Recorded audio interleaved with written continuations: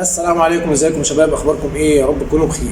كلنا بنواجه مشكله ان انا مش عارف انظم اكلي، مش عارف ازاي ابدا اليوم، ازاي انظم اكلي خلال اليوم.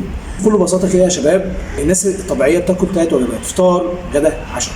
ناس كتير ما بتفطرش، بتستعجل وتنزل الشغل وتجيب اي حاجه سريعه من الشارع، تيجي بالليل تقوم داخله في دوامه اللي هو انا خلاص جعان جدا، فبيروح البيت ياكل الوجبه اللي هي المفروض بتاعت الغداء ويلضمها في العشاء، فتبقى يعتبر كده ما كلش الا وجبه واحده، لان هو الوجبه الاولانيه اللي هو كلها ما كانتش احسن حاجه، ما كانش فيها العناصر الغذائيه اللي هو محتاجها.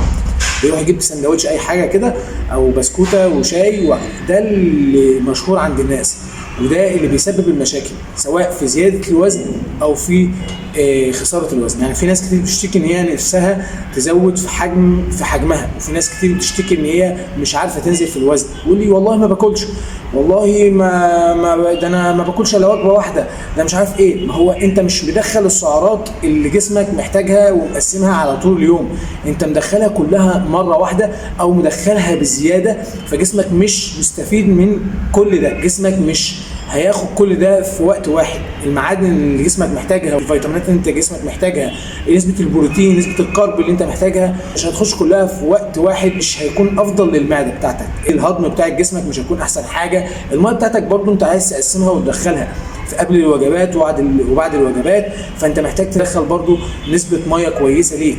ده مش هيحسن مزاجك برضو، وده هيخلي عندك خمول اثناء العمل بتاعك، مش هتكون احسن حاجه وانت بتتمرن.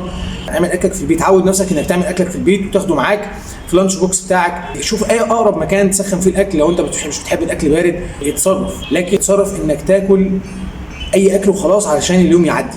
ده هيجي على صحتك، ده مش هيخليك تعرف تحقق هدفك، ده مش هيخليك تعرف توصل للي انت عايزه، سواء ازيد في العضل او ان انا انزل في الوزن واخسر دهون.